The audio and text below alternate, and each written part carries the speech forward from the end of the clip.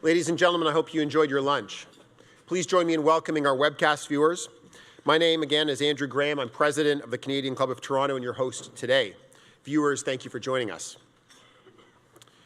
Whether you join in person or online, we're really proud of our club's track record of attracting terrific speakers. The Canadian Club is 122 years old, and it's become a true institution, I think, in this country.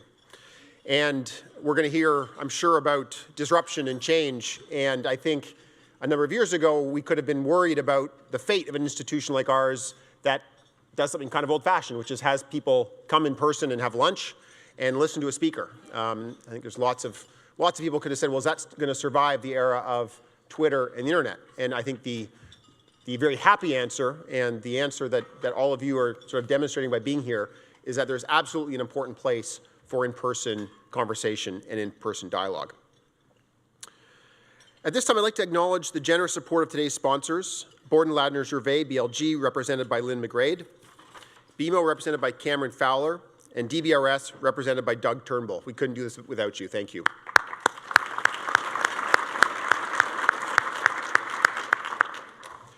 I mentioned earlier that it was a busy week for us at the Canadian Club. We had Rana Sarkar, the Consul General for Canada from Silicon Valley, or in Silicon Valley. We had the president of Peloton, which is a groundbreaking fitness company. And now we've got Mr. Wiseman here with us today. And I think as different as those three speakers may seem, I think there's a common thread that will link them all, and that's the thread of disruption and how the world is changing. The idea of having Mark come back and speak with us really, I think, came from the fall when we, Colleen Kennedy, our executive director, and I were reading a op-ed that Mark had published in the FT where he talked about the future of asset management. And I was struck by the tone. He said, if you're unlikely to evolve, you're likely to get eaten. And for someone in a field that may be one of the more, or maybe viewed as one of the more unchanging parts of the financial services landscape, I think it was really a provocative way to start an op-ed, and I'm looking forward to hearing his thoughts as he builds on that today. We all know Blackrock. It is $6.4 trillion of assets under management, considered the world's largest asset manager with clients in more than 100 countries. Mark serves as global head of active equities for Blackrock and chairs Blackrock Alternative Investors. Mark has been at Blackrock for 3 years. He joined from the Canadian Pension Plan Investment Board, where he was president and CEO, and he was there for 4 years in that role and held other senior positions before getting that job. Mark's impressive investment career also includes overseeing the private equity fund and co-investment program at Ontario Teachers' Pension Plan. He's a member of the Advisory Council on Economic Growth, which advises the Canadian Finance Minister on economic policies. He also chairs Focusing Capital on the Long Term, which is an initiative he co-founded.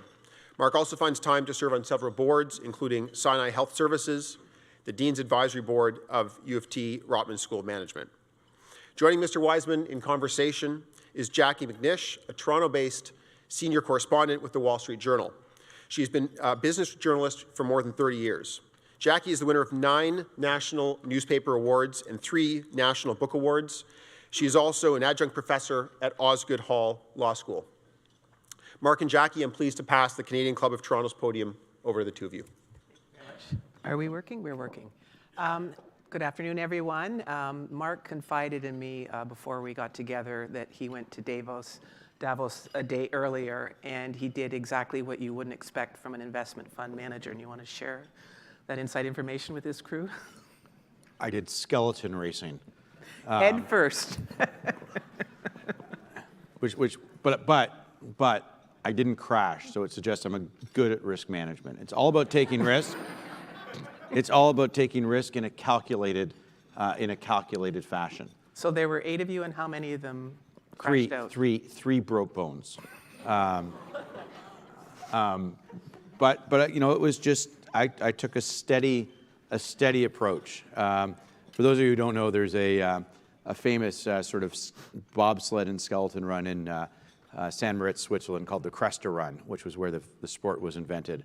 And one of my colleagues at Blackrock, one of the things being part of a diverse international organization, you meet lots of interesting people. And one of my very senior colleagues is actually a master skeleton racer, and he was determined to teach me his sport. So anyway, I'm here. In one piece. I'm here in one piece. All right. Well, we're glad you are. Big takeaways. It was a big year for Davos. What were the takeaways for you? Well, it was a very interesting time at the World Economic Forum. I'm very privileged to be able to go to Davos. This was my 11th year of the last 12 being able to participate, and everything people hear about it is true. It is elitist. It is the wealthiest in the world talking about problems that by and large don't affect them. It is corporatized, et cetera, et cetera. But it is, in spite of all of that, an amazing place to open your mind and be able to have discussions with some of the most fantastic and interesting people around. I think this year was quite different. And it was quite different in many respects because of who was not there. This year there was no Trump, no Xi, no, I heard Trump couldn't come because he was only able to fly commercial. No Theresa May, no Macron, no Modi, no Trudeau. And as a result of that, there was actually more oxygen left to have real discussions about business. And so it was a quieter World Economic Forum. There was just less traffic, less security. But in fact, in many respects, I found the business discussions to be richer. The other thing I would say is that the mood was, and I choose my words carefully, less pessimistic than one would have anticipated, given all the things that are going on in the world. When you spoke to business leaders about their businesses, they were quite optimistic. Increased revenues, increased profitability, backlogs, being able to, by and large, protect margins. Didn't see a lot of inflationary pressure. So as you got into those individual discussions, I will say it felt a lot less pessimistic than maybe if you're spending your time reading the Wall Street Journal, for example. Your point would be. But what's different about now for investors, for journalists, for business people is geopolitics. They have entered into the domain of business decision-making and investment decision-making in a way that I've certainly never seen in my career. We have a senior executive from Huawei wearing a GPS ring around her ankle in Vancouver. We've got Carlos Ghosn in a jail in Japan. And this has created enormous volatility. It's opaque, it's confusing, and it's not pessimistic, but it's different. And is this the new normal, do you think? I think it is potentially the new normal, and I think it means that investors have to think somewhat differently. But I'm generally a glass half full type of guy. From an investor's point of view, I think this is a great time to be an investor. We've been in a period of time over the last, let's call it 7 to 8 years, where most outcomes have been driven, frankly, by monetary policy. And so, the way I describe it in simplest terms, investing is really about forecasting future cash flows. So whether you're pricing a bond, whether you're buying a piece of real estate, where's Blake, whether you're buying a public equity, a private equity, et cetera, it's all kind of the same thing. You are trying to probability weight future cash flows and then discount those cash flows back to the present. Now, when the discount rate is 0 or almost 0, what becomes most important in that equation, that net present value equation, is any change in the discount rate. So if discount rate's 0 and it goes up by 25 basis points, that has a huge impact on net present value. In fact, a much bigger impact than what those future cash flows are going to be. And so we've been in a period of time where for the active investor, in whatever type of active investing you're doing, has had a very, very hard time adding value to portfolios, because in some respects, the tides are so big that the waves on top don't matter that much. Now, and I would say this really started in the fourth quarter, we've had a period of reflation, so those interest rate moves are less sensitive to the equation. And We've had a lot of babies thrown out with the bathwater in the fourth quarter as the market adjusted. And there's volatility in the world. Well, guess what? That's what investors should look forward to. And, as an investor, and I see, lots of my former colleagues from CPPIB in the room, I see colleagues from across the industry, this is the time that we should have a view. This is the time that, and it's, whether you're using systematic means or fundamental means, this is the time where we can actually add value from active management. Now, we have to do that very differently than, to your point, than we've done it in the past. We have to use more technology, and we have to learn a lot more and have a view on things that we're not used to pricing, like geopolitics and what someone might tweet overnight. But I look at that as an opportunity to actually participate in markets and find a way to generate that all-elusive alpha in portfolios. And as head of as senior executive of a very large fund, you have the ability to think long-term, to get through that volatility. Well, we have probably less ability to do it than my former institution. And that's one of the things that, is quite a bit different. And we were talking a little bit on the lunch table about flows and how fast capital flows. And we're sort of at the epicenter at Blackrock of capital flows. And so I think that ability to be long-term, the advantage of being long-term, is more important today than it ever has been, because you have to look through all the nonsense and the noise and the tweets.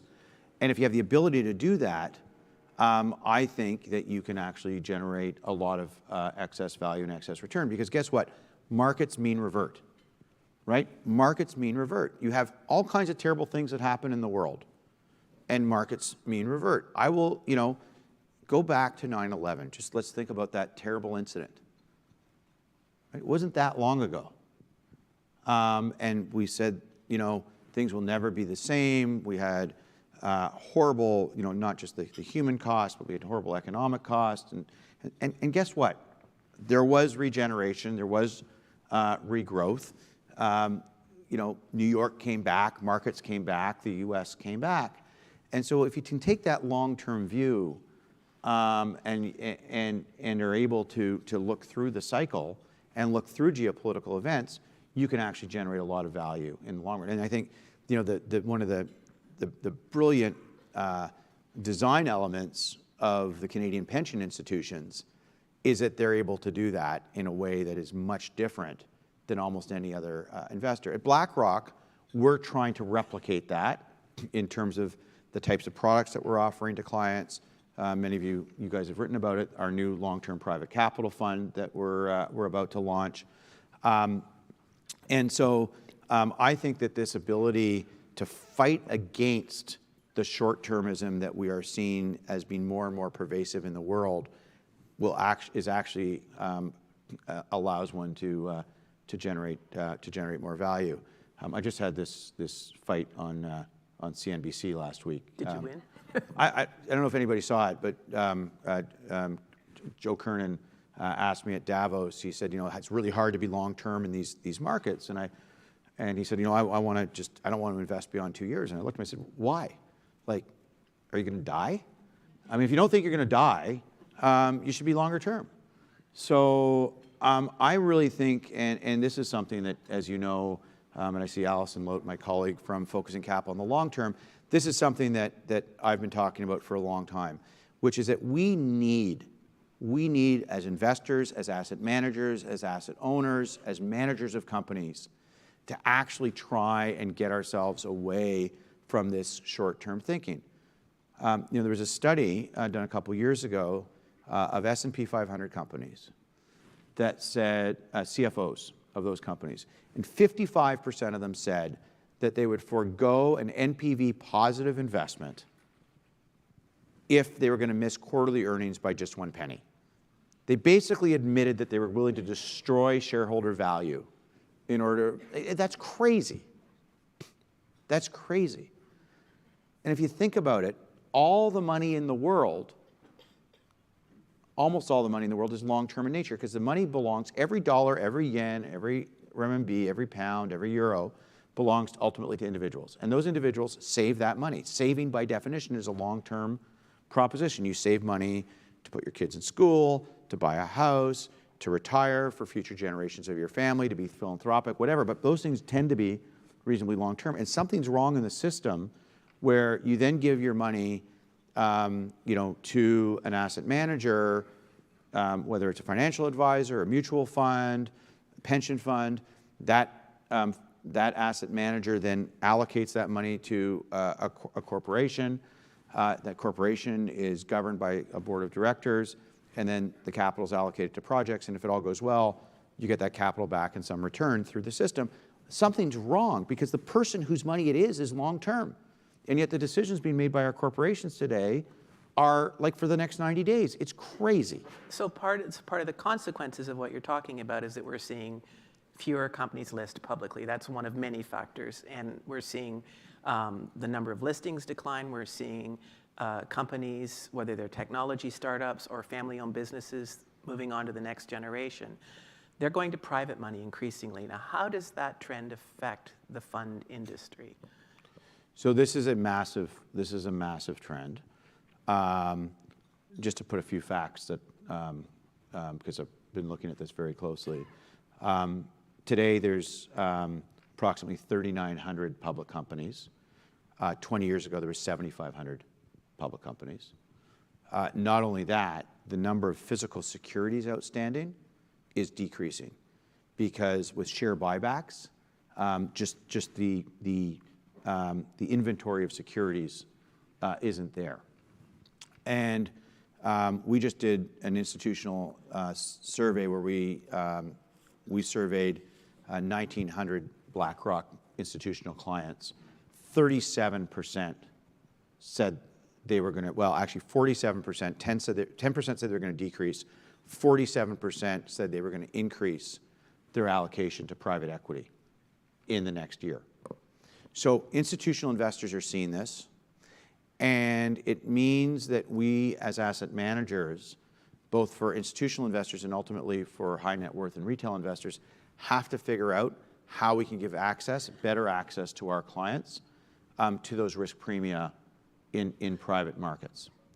And so for us, we've got a huge growth objective in terms of building our alternatives platform. People don't think about Blackrock in alternatives, but we're today the 6th largest. And by alternatives, you mean? So private equity, infrastructure, real estate, private credit, hedge funds. That's sort of broadly how we describe it. So I want to pivot a bit and talk about technology. Your CEO, Larry Fink, recently said he aims to generate a third of the revenue through technology. That's a very ambitious goal. Tell us what that technology is and what advantage you have given the size of your funds to do this. So what Larry's referring to in that discussion is our Aladdin system. And our Aladdin system is a system that was developed by Blackrock over the last couple of decades that basically manages all of our activities inside the firm. And the stroke of genius as it relates to Aladdin, and this is all long before my time at BlackRock, but the stroke of genius as it relates to Aladdin was to actually start selling our system to first our clients and then our competitors. And so today, BlackRock's $6+ trillion of AUM uses the Aladdin system, but there is a significant multiple of that AUM on the system, third parties, including some of our biggest competitors that are using the Aladdin system. So for BlackRock, it has become a major portion of our revenue and earnings, and I think we believe as we continue to improve the system and as our clients continue to improve the system because there's increasingly open architecture on that system, that will be a bigger and bigger business for us. So let's talk a little bit about what exactly Aladdin is. It's your, in probably massively overgeneralizing, but you're taking all your risk analytics and data analytics and parlaying that into what for your customers?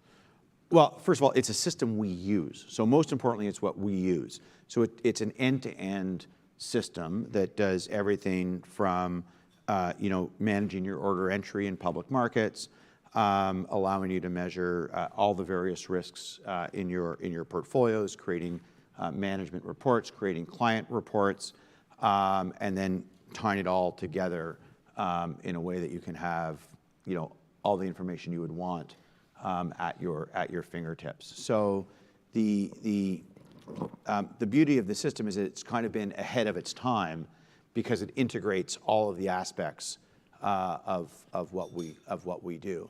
And again, it's what's allowed Blackrock to grow to the scale that it's been able to grow at, because we can operate at scale, we can reduce costs as a result of using the system, and then of course the system itself has become a source of revenue generation for the firm as we sell it and services related to it to third parties. And as Larry said, we think it will in the medium term represent as much as a third of our revenues and profitability. So it's sort of, but I think one thing that people miss is having that technologically enabled mindset in the organization is the most important thing. So what it really does is allows us in every part of what we do to utilize technology in a very nimble, quick and efficient way. So for me, having responsibility for our investment programs, and Andrew referred to the article in the FT, that sort of lesser paper. What we're doing is being able to integrate very, very quickly and easily things like AI, big data, machine learning into our investment processes. So Aladdin starts as an operating system, but what it really does for the organization is creates a state of mind.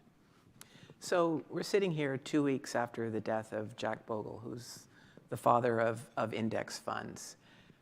It feels very much like the whole world of fund asset management is poised for a fairly disruptive period. If you were to look out 10 years from now, what would you tell the audience about what they should expect in terms of fund management, the industry in general? It's a good time to be a consumer.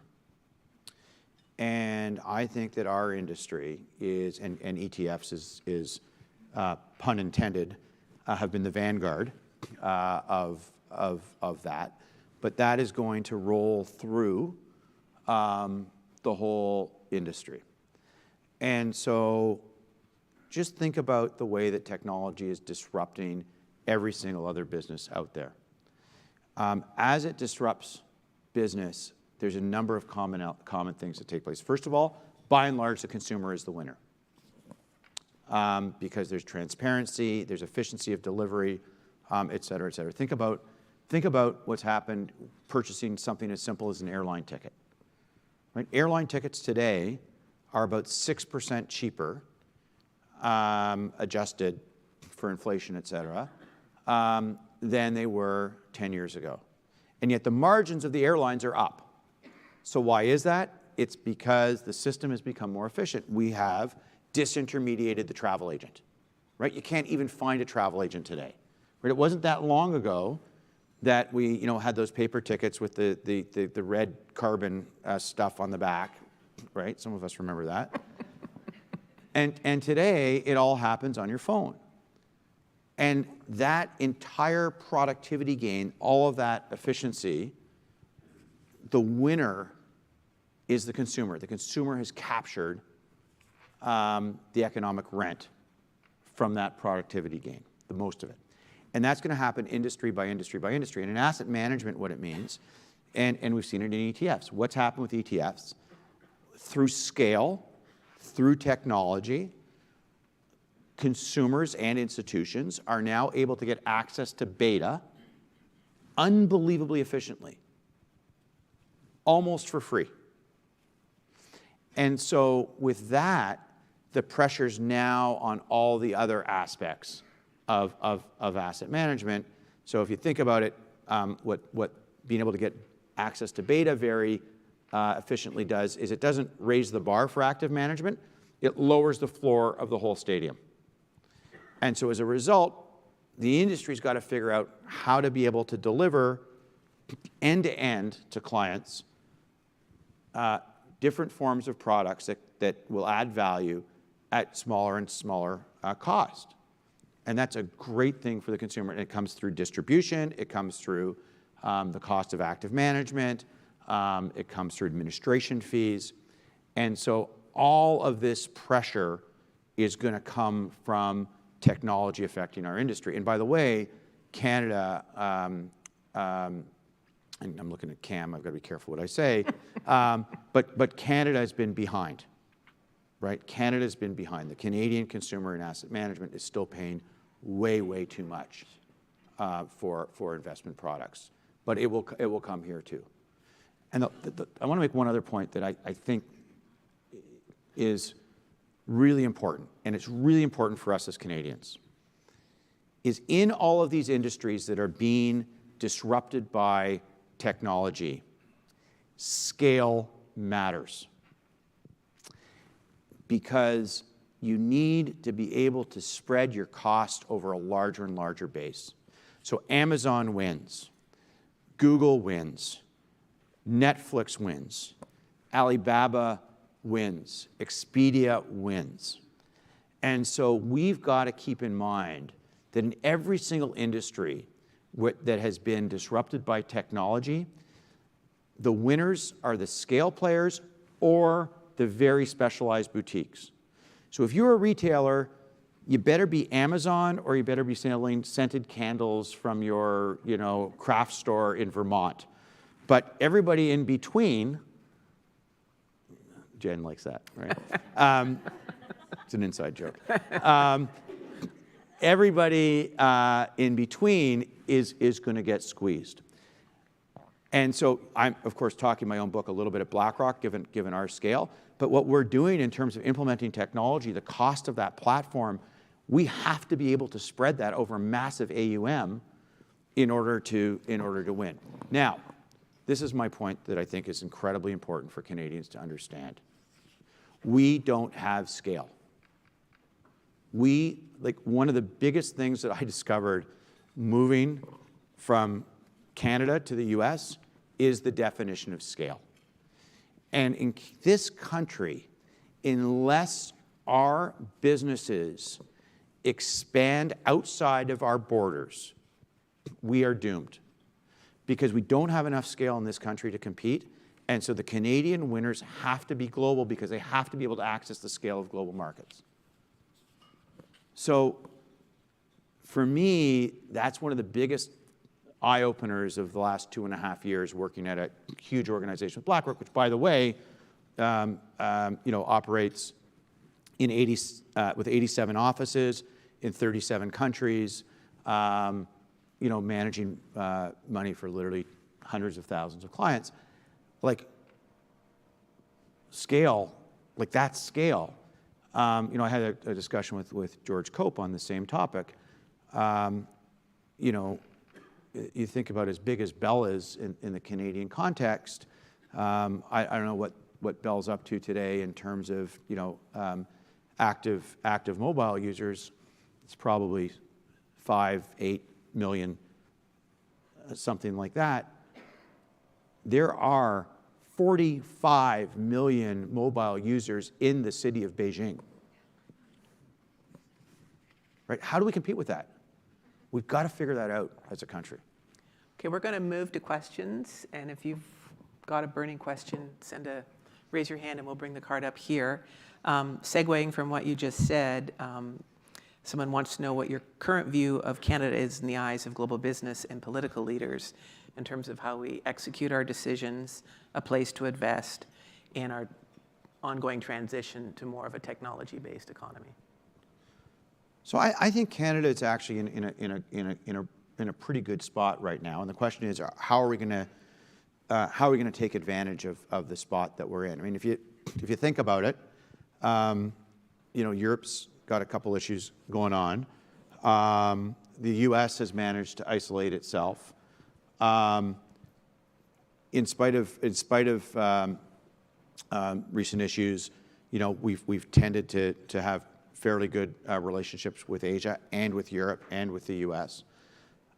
So I think Canada is actually in a very unique position right now to actually expand its presence on the global stage, both from a political point of view and from a business point of view.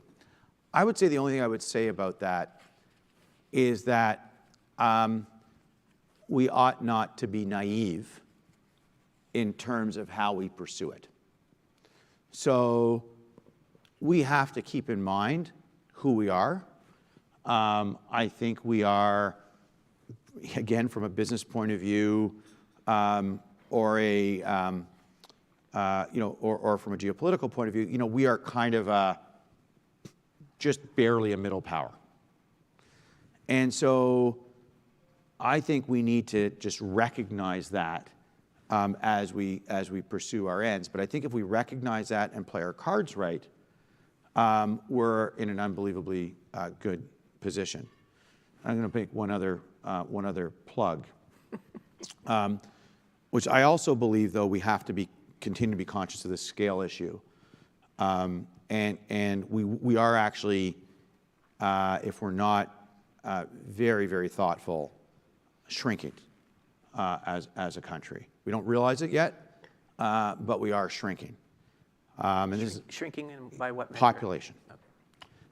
And we don't realize it yet because we don't see it day to day, and it takes a while to play out. But this is a project that Dominic Barton and I and Tom Milroy, Goldie Hyder, and several others have been involved in something called the Century Initiative, which is actually with a goal of getting Canada to a population of we spoke to the Canadian Club before about this, getting a population of 100 million by 2100. And I think that's critically important because we won't be if we're not there, we won't even be a middle power. And so with a birth rate of 1.55, okay, that means we shrink. It means we're shrinking. We will grow with current immigration levels to about 50 million people in this country by 2050, and then we stop. And then we stop. So unless we address this issue by, among other things, increasing immigration, increasing the ability of women to succeed in the workforce by creating things like National Child Care Program, by focusing on our education system, we are going to see that sort of barely hanging on middle power status. By the time our children are sitting on this stage or sitting in this audience, it'll be a very, very different discussion. And so the scale point is important today, but it's going to be even more important in the decades to come. All right, we probably only have time for one more question. If I keep talking, it's great. Okay. People will Don't have just to answer quietly any step questions, away. exactly. I love this question. What is the best advice you were ever given, and how has it helped your career?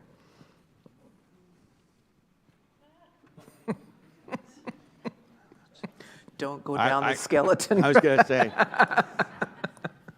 keep your head up when going in the corner. No, look, I think probably the best advice I've been given. I've really had the privilege in my career to work with some amazing people, and I don't think there's a specific piece of advice, but I've often thought about what made those people amazing. So I had a chance early in my career as a young lawyer to work with Beverly McLaughlin at Ontario Teachers. I got to work with Claude Lamoureux and Jim Leach. My predecessor at CPPIB, David Dennison, and now Larry, have all sort of helped me along in my career.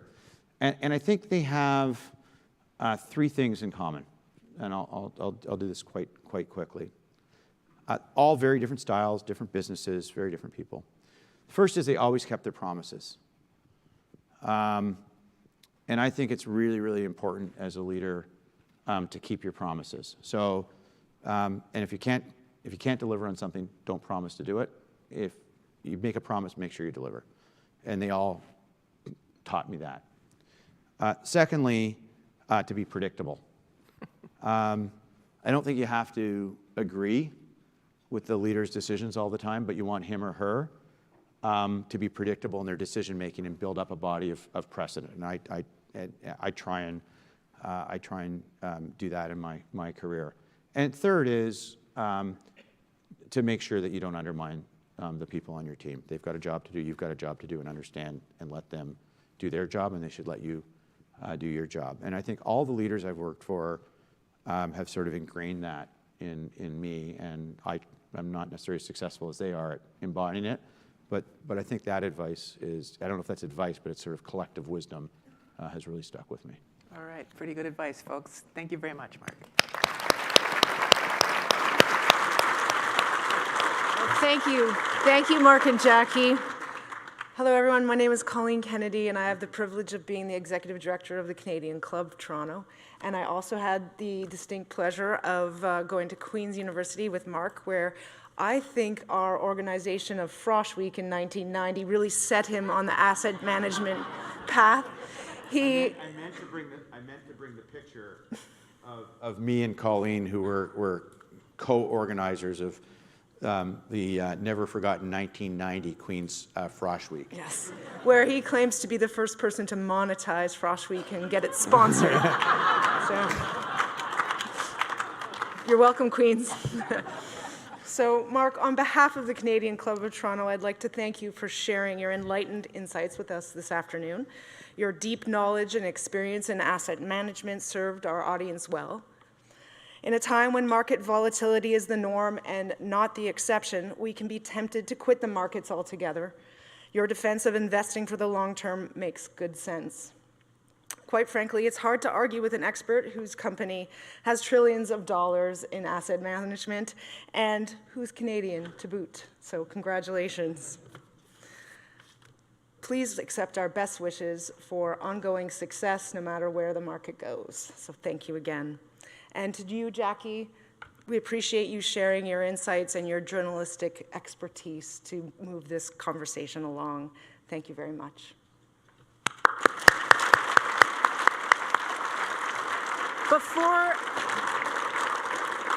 Before we conclude, just some highlights of upcoming events. Next Tuesday, we have a cannabis panel talking about the outlook for cannabis in Canada in 2019. With the, Man, it's mellow. That's right. And then on the 8th is Murad Al-Khatib, the CEO of AGT Food and Food Enterprises, talking about pulses in Canada, and how Canada can lead agricultural development in the whole world. And of course, we hope you all can attend that.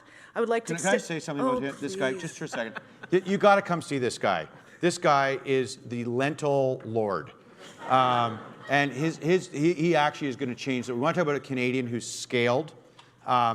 Nobody's heard of him.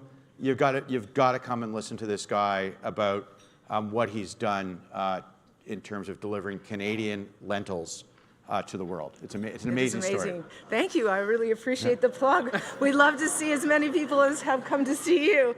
So I also like to thank again BMO, BLG, and DBRS for being our sponsors today, and MediaEvents.ca and VVC for live streaming today's event. If you want to check out the podcast or the web stream, it's all there on our site, and the pictures from today. Thank you for being with us. We hope to see you again, and please stay warm out there. Thank you.